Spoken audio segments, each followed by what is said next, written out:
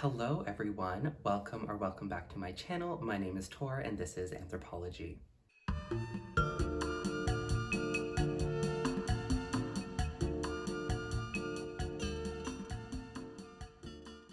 Alright, thank you for joining me in today's video. If this is your first time, welcome. I talk a lot about all things fashion related, a lot of commentary videos lately, unboxings, reviews. If you're a returning subscriber, hello, thank you for coming back. So happy you're here. And now let's get into the video. So today's video, I'll be talking about the extreme, excessive designer hauls that I've been coming across lately on YouTube. Mainly the ones that are like $10,000 Chanel haul, $100,000 haul, $70,000 haul, $200,000 LV haul. The ones that are really kind of crazy. So if you're interested in watching, definitely like, comment, subscribe, keep watching, let me know what you think, and let's get into the video. So just as a disclaimer, I filmed this video twice already. My camera, well, my phone has been acting up, so the footage hasn't been saving. So this is my third time filming, so let's hope, fingers crossed, I can get through it. So I'll be breaking this video down into 4 parts. The first part will just basically be an introduction into these type of haul videos, what they mostly comprise of, who's making them, what's in them, why they're different from regular hauls, and also how they're similar. I'll be getting into a little bit about what they're promoting within these hauls, whether that be consciously or subconsciously, and then at the end I'll give my opinion on what I like about these hauls and why I consume this content, and then also what I don't like about these hauls and why I don't think we should be consuming this content. So the first part, I want to talk about these hauls themselves. So these hauls are quite prevalent on YouTube. There's actually a lot of them, and they're very reminiscent of the fast fashion hauls that are also on YouTube. So the haul genre on YouTube is fairly large, it's fairly extensive, it's been for years now, it's a staple of YouTube content, essentially. But these hauls, what make them different is that these creators, they're purchasing a lot of goods, so in excess of 100K basically over a year, and they're showing it to their audience like $10,000 Chanel haul, next week $12,000 Cartier haul, and it's getting a bit much. It's like a lot of shopping. So there are a lot of other haul videos on YouTube, some like Zara haul, so like $2,000 Zara haul. I got 60 items from Shein for like $1,000. So they're reminiscent of the fast fashion hauls, but on a luxury scale. So not all luxury creators and not all content creators create this type of content. There's quite a few that do, one of them being Jamie Shi. She is a daughter of the billionaire that created Fortinet, which is like this cybersecurity company. She was also heavily featured on Bling Empire for her lavish lifestyle. There's also Layla Mirza. I want to say her last name is Mizrahi, but I don't think that's correct. But she makes a lot of this type of content as well, like $26,000 haul, $26,000 Celine haul, whatever. Then there's some one-offs like Christina Villages, $35,000 Shop With Me, My Rich Day in My Life, Jeffree Star $200,000 Louis Vuitton haul, and then a few others which I'll sprinkle in here and there. So there is a lot of content like this. And I find that very interesting given the extravagance and the excess of this content. I don't think there's a lot of people out there that have 20, 30K disposable income that they can just drop in one day on a shopping spree, but we'll get into that later. So what is the general spend? I definitely find it interesting. A lot of these hauls, they seem to start at 10K. I haven't seen one that's promoting anything less than 10K. Sure, there's like the luxury haul here and there, but for this category, it seems like the benchmark is 10K and above. The average is around 20,000. And I find this so interesting. A lot of it's broken down into luxury handbags. The main 4 designers that I often see are Dior, Chanel, Hermes, LV. So handbags obviously make a large portion of that. Also jewelry, a lot of Cartier, a lot of Van Cleef, Boucheron, watches, all of that sort of thing. So very high luxury, very expensive goods that these people are hauling together. For a lot of people, these goods may be once in a lifetime, they may be once every year you treat yourself. These videos, it seems like these people are purchasing excess, so like 3, 4, 5 Chanel bags to haul in one video. So I want to get a little bit into the other types of haul videos that are like this. So I've seen a lot of Shein hauls. So Shein is like this fast fashion company. I don't know if you can classify them as a brand, but they sell a lot of very cheap goods. They upload hundreds of styles every single day. And there are people on YouTube that are purchasing like 70 items from Shein to show to their audience, 100 items from Shein to show to their audience, $2,000 on Shein. Similar to Zara, so like $2,000 Zara haul, it's just whatever category it is, they're at the top end. They're spending thousands of dollars and they're purchasing multiple goods to show.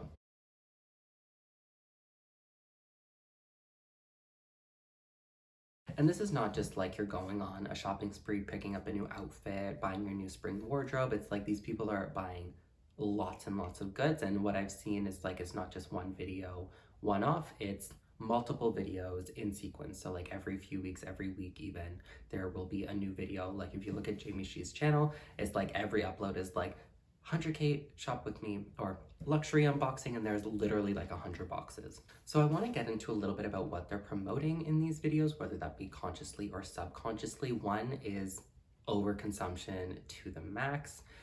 No one needs to be buying a new Chanel bag every week, but if you can, they seem to be able to. And the level of consumption definitely lends something else into shopping addiction. Is this a compulsive shopping disorder? Why are they buying so many Chanel bags? And why has this become normalized? Why has this become aspirational normal behavior? I remember a few years ago, so a lot of this content was really 2020, 2021 focused. And I remember I also aspired to do this. I wanted to work so hard so I could have a $20,000 day where I just go into a Chanel store and I just say this, and this. I'm no longer that way, as I'm more focused on intentional consumption and sort of mindful consumption. So being really mindful about what I actually wear and what I use, as opposed to just purchasing a lot of goods for trend pieces. So excessive shopping, which these videos seem to portray from the fast fashion all the way through to the very luxury sort of end of things, it's unhealthy. It's unsustainable for the environment. It's unhealthy for the individual. There should be no case where people are purchasing 70 items in one haul. These are all just my opinions. Disclaimer, these people can obviously do whatever they want with their money. So a lot of these goods I've noticed, especially with Farfetch. So a lot of these hauls are Farfetch sponsored, which I think is quite interesting. So these creators will be given affiliate links, they'll be given commissions, and obviously they won't have to pay for these goods. But from the outside, it's like these people are constantly consuming, they're constantly purchasing these goods, and then obviously they want to normalize that, so the audience does the same, purchases a lot of goods, still goes on shopping sprees, treat yourself sis, or whatever it may be, but they're promoting excessive consumption, overconsumption, or the normalization of shopping addiction and compulsive shopping, and also the prevalence of flex culture within these videos. These videos are meant to draw the audience in almost with a shock value. Spending $100,000 on one shopping spree is definitely out of the norm for almost everybody, unless you're in like the 0.01% like Jamie Shee. A very small percentage of her audience actually has the disposable income to shop like she does. There is an aspect of flex culture where she is portraying this glamorous lifestyle that she can afford to do all of these things, and she wants to show it to the audience, and then she wants the audience to purchase some of the things that she does through her Farfetch affiliations. So flex culture is kind of toxic a little bit in my opinion. It's definitely promoting showing off. I have definitely participated in this. I know through my unboxings in the past where it's like, look what I have, yada yada yada. I've tried to approach it more from an educational perspective. People are interested in the items. Oftentimes the first thing they'll do is go to YouTube to try to see what it looks like against another person, what it looks like up close instead of going into the store. Some of these videos, it seems like they're just, I bought this, here it is, next. I bought this, here it is, next. And I've noticed that it's like every week almost, or every few months, there's like a new Hermes bag, there's a new Chanel bag. And I was watching Maria Draganova's most recent video, I'll link it down below, where she does a closet clean out, and she had 8 full bags of clothing just to give away, not even to sell, not even what she was keeping, just 8 full bags of high street, fast fashion clothing that she was just giving away. And she was like, I can't wait to basically refill my wardrobe. So the cycle of shopping is definitely become very fast, especially from the luxury standpoint. People like LV lover CC, she does a lot of unboxings. It seems like she has a new LV bag or like 2 new LV bags every week. And it's just getting unsustainable and almost unsavory from a viewership standpoint with inflation, with the economic inequality that we're seeing sort of throughout the globe right now. It's worse than it was in the Gilded Age, basically. The divide between what the average working person can afford versus what we're seeing a lot on social media being pushed upon us. They're two different things, and like, we should aspire to these things, but should we even aspire for these things anymore?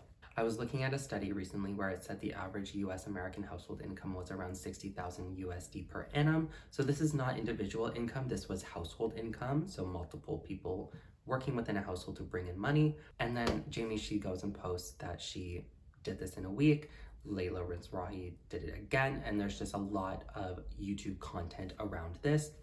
I live in a YouTube bubble for sure, so not everyone will see the same content that I see, but if you're on this channel, chances are you've seen this content as well. So it's not all doom and gloom. I wanted to basically talk about why I like this content. So I have definitely watched a lot of this content, which is why I feel like I can talk about it on a commentary perspective on YouTube.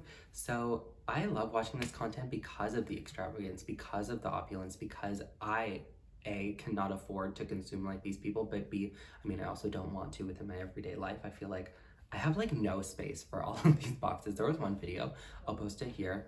Jamie, she literally had maybe 100 boxes from Farfetch. And that was just like that was just one of these videos. She had like 7 others come after, but living vicariously through these people, having a window into someone else's lifestyle that is drastically above my own, it's very interesting, especially from a shopping perspective. This is a shopping channel. I talk a lot about fashion, and she seems to be consuming insane amounts of fashion, but she doesn't wear half of it. I remember watching one of her videos where her closet is just overflowing, and there's so many things that still have tags on them. There's so many shoes where she's like, yeah, I've never worn this. I've never actually worn this. Never worn this bag before. And it almost makes me wonder why she's consuming. Like, why is she consuming so much? For sure, it's part of her job, but also it leads me into why I don't like this content. So I don't like this content because of what it essentially promotes, which is excessive and overconsumption. Overconsumption, especially since I've been leaning more towards minimalism and intentional buying, it doesn't make me happy. When I would do a lot of shopping, when I would basically spend a lot of my time shopping, I found that I was not leaving enough space for the other things in my life that were potentially more rewarding.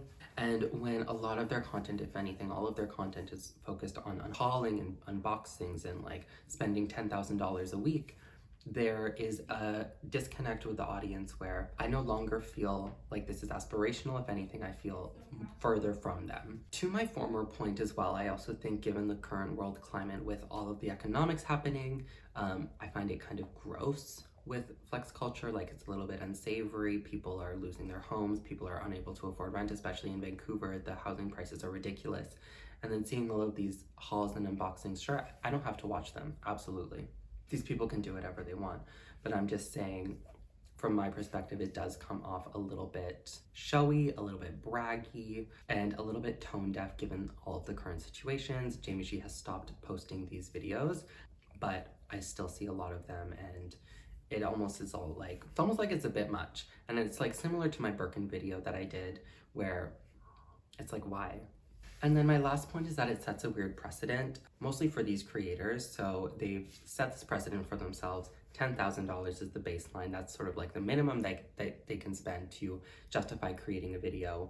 And sure, a lot of these videos probably pay for themselves. So they'll spend $10,000, maybe they'll make $10,000 on the video.